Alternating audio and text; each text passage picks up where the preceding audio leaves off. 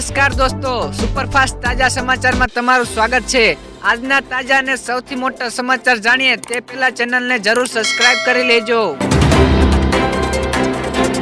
સૌથી પહેલા દોસ્તો આપણે વાત કરીએ તો 4 રાજ્યમાં તબાહી મચી। પશ્ચિમ બંગાળ, આસામ, મિઝોરમ અને મણિપુરમાં તોફાન અને વરસાદે તબાહી મચાવી છે। તો બંગાળના જયપોંગલીગુડીમાં પણ 5 લોકોના મોત થયા છે, જ્યારે 100 લોકો જેટલા ઘાયલ થયા છે।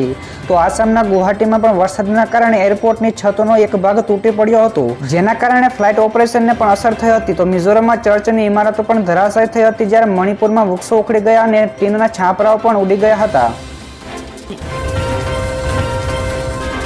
બીજા સૌથી મોટા સમાચાર સામે આવ્યા છે। કોમર્શિયલ એલપીજી સિલિન્ડર સસ્તો થયો। કોમર્શિયલ એલપીજી સિલિન્ડરના ભાવમાં ઘટાડો કરવામાં આવ્યો છે। તો સરકારી તેલ કંપનીઓએ કોમર્શિયલ એલપીજી સિલિન્ડરની કિંમતોમાં ₹32નો ઘટાડો કર્યો છે। તો હવે એલપીજી સિલિન્ડર દિલ્હીમાં ₹30.50, કોલકાતામાં ₹32, મુંબઈમાં ₹31.50 અને ચેન્નઈમાં ₹30.50 સસ્તો થશે, જેથી દિલ્હીમાં 19 કિલોનો એલપીજી સિલિન્ડરનો હવે ₹1764.50 મળશે, જે પહેલા ₹1795માં મળતો હતો। તો ઘરેલું એલપીજી સિલિન્ડરના ભાવમાં કોઈ પણ પ્રકારનો બદલાવ કરવામાં આવ્યો નથી। આગળ વધુ એક સૌથી મોટા સમાચાર મળ્યા છે। 8 એપ્રિલે વર્ષનું સૌથી લાંબુ સૂર્યગ્રહણ। કેનેડાના ઓન્ટારિયો શહેરમાં 8 એપ્રિલે સૌથી લાંબા સમયે ખરગ્રાસ સૂર્યગ્રહણ દેખાશે।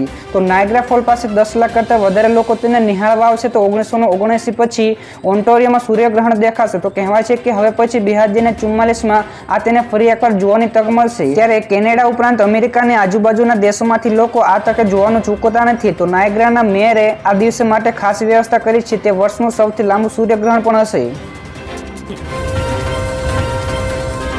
ત્યારબાદના બીજા સૌથી અગત્યના સમાચાર સામે આવ્યા છે। આકાશ મિસાઇલનું સફળતાપૂર્વક પરીક્ષણ। ભારતીય સેનાએ ડીઆરડીઓ દ્વારા વિકસિત હવામાં પ્રહાર કરનાર આકાશ મિસાઇલનું ગઈકાલે સફળતાપૂર્વક પરીક્ષણ કર્યું હતું। તો Akash defence research and development organisation એટલે કે ડીઆરડીઓ દ્વારા વિકસિત મધ્યમ રેન્જની સપાટીથી હવામાં મિસાઇલ સિસ્ટમ છે।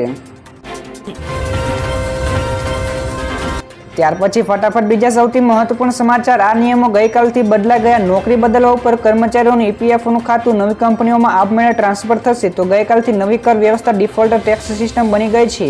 તો એનપીએસ એકાઉન્ટમાં લોગિન કરવા માટે મોબાઈલ ઉપર ઓટીપી આવશે। તો એસબીઆઈ ડેબિટ કાર્ડની વાર્ષિક જાળવણી ફીમાં પણ 75નો વધારો થયો છે। ત્યારે ગઈકાલથી ઘણી દવાઓના ભાવમાં પણ વધારો કરવામાં આવ્યો છે। જો કે તમારા કારના ફાસ્ટેગનું કેવાયસી પણ અપડેટ કરાવ્યું નથી, તો તેને ગઈકાલે જ નિષ્ક્રિય કરી દેવામાં આવ્યું છે।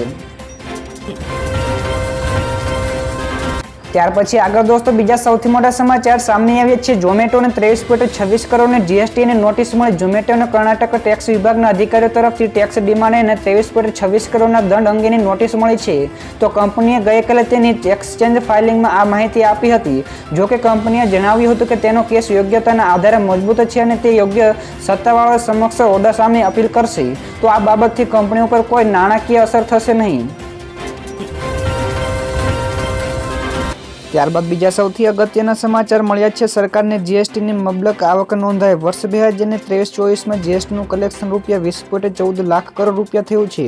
તો સરેરાશ માસિક કલેક્શન ₹1.68 લાખ કરોડ થયું છે। તો ગત માર્ચ મહિનામાં ₹1.78 લાખ કરોડ રૂપિયાની સરકારની તિજોરીઓમાં ગયા છે।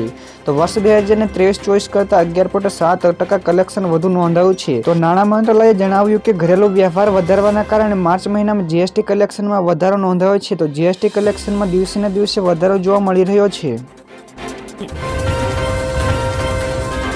ત્યાર પછી બીજા સૌથી મહત્વપૂર્ણ સમાચાર સામે આવ્યા છે। મોટી રાહત, નહીં વધે ટોલ ટેક્સ। એનએચએઆઈએ 1 એપ્રિલ એટલે કે ગઈકાલથી નેશનલ હાઈવે અને એક્સપ્રેસ વે ઉપર ટોલ ટેક્સ વધારવાનો નિર્ણય પાછો ખેંચી લીધો છે।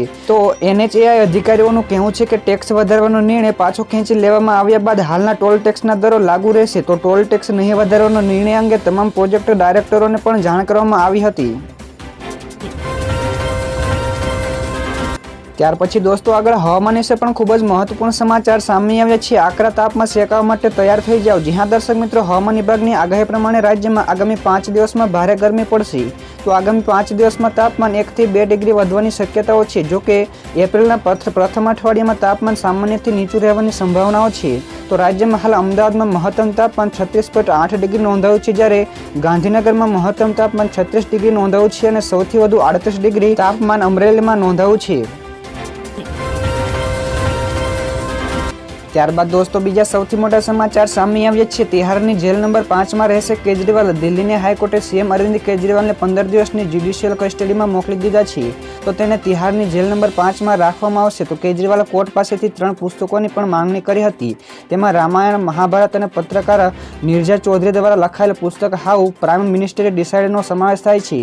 તો અગાઉ મુખ્યમંત્રીએ જેલમાં દવાઓ, વિશેષ આહાર અને પુસ્તકો આપવાની પણ માંગણી કરી હતી. આગળ દોસ્તો વધુ એક સૌથી મોટા સમાચાર મળ્યા છે. રાજ્યમાં કોરોનાનો ફરી એકવાર પગ પેસારો. ગુજરાતમાં ફરી એકવાર કોરોનાએ પગ પેસારો કર્યો છે. ત્યારે રાજ્યમાં અલગ અલગ વિસ્તારોમાં કોરોનાના નવા 42 જેટલા એક્ટિવ કેસો નોંધાયા છે. જેમાં અમદાવાદ સિવિલમાં 3 દર્દીઓ સારવાર હેઠળ છે. તેમજ કોરોના સાથે સ્વાઇન ફ્લૂના કેસોમાં પણ સતત વધારો થઈ રહ્યો છે. તો ધીમે ધીમે કોરોનાના કેસ ફરી વધતા લોકોમાં ચિંતા વધી છે. તો તમામ દર્દીઓને હાલમાં ઓક્સિજન આપીને તેમની તબિયતમાં સુધારો લાવવાનો પ્રયાસ કરી રહ્યા છે. ત્યારબાદ દોસ્તો આગળના બીજા સમાચાર શેર માર્કેટ વિશે પણ મળી રહ્યા છે. તો ગઈકાલે વધારા સાથે બંધ રહ્યું હતું શેરબજાર. નાણાકીય વર્ષ 2024-25ના પ્રથમ દિવસે શેરબજાર લીલા નિશાન ઉપર બંધ રહ્યું હતું. તો BSE સેન્સેક્સમાં 363 પોઈન્ટનો વધારા સાથે 74,014 અંક ઉપર બંધ રહ્યો, જ્યારે NSEના નિફ્ટીના સૂચકાંકમાં પણ 135 પોઈન્ટના વધારા સાથે 22,462 અંક ઉપર બંધ રહ્યો હતો. તો નિફ્ટી બેંકમાં પણ 453 પોઈન્ટનો વધારો નોંધાયો હતો. ત્યારબાદ ફટાફટ દોસ્તો આગળના બીજા સૌથી મોટા સમાચાર. દારૂના શોખીનો માટે મોટો ઝટકો. દારૂ પ્રેમીઓને મોટો ઝટકો લાગ્યો છે, કારણ કે ગઈકાલથી દેશભરમાં દારૂ મોંઘો થઈ ગયો છે. તો નવી આબકારી નીતિ લાગુ થયા બાદ બિયર, દેશી અને અંગ્રેજી શરાબના ભાવમાં વધારો થયો છે. તો આ દરમિયાન ઉત્તર પ્રદેશ, મધ્યપ્રદેશ અને છત્તીસગઢમાં પણ દારૂના નવા દરો જાહેર કર્યા છે. તો નવી આબકારી નીતિના અમલીકરણને કારણે દારૂની લાયસન્સ ફીમાં પણ 10% વધારો થયો છે. તો એક્સાઇઝના દરોમાં પણ વધારો થયો છે, જેના કારણે દારૂ હવેથી મોંઘો વેચાશે. ત્યાર પછી ફટાફટ દોસ્તો બીજા સૌથી મોટા સમાચાર મળ્યા છે. રાહુલ ગાંધીનું મોટું નિવેદન. તેમણે કહ્યું કે આ ચૂંટણી બંધારણના રક્ષણ માટેની ચૂંટણી છે. તો લોકતંત્ર બચાવો રેલીમાં રાહુલ ગાંધીએ કહ્યું કે બીજેપી બંધારણ ખતમ કરવા માંગે છે. તો હિન્દુસ્તાનનો અવાજ દબાવવામાં આવી રહ્યો છે. તો આ ચૂંટણી દેશ બચાવવાની ચૂંટણી છે. તો દેશમાં બેરોજગારીનો દર સૌથી વધુ છે. તો ભાજપ અપ્રમાણિક રીતે ચૂંટણી જીતવા માંગે છે. તો નોટબંધી, GST થી કોને ફાયદો થયો છે તે પણ પ્રશ્નો પૂછ્યા હતા. ત્યારે રાહુલ ગાંધીએ કહ્યું કે આ લોકોને ચૂંટણી પંચમાં પોતાના માણસોની નિમણૂક કરી છે. તો જો યોગ્ય ચૂંટણી થાય તો બીજેપીને 100 સીટ પણ નહીં મળે. તો દોસ્તો આ અંગે તમારું શું નિવેદન છે ફટાફટ નીચે કોમેન્ટ કરીને જણાવજો.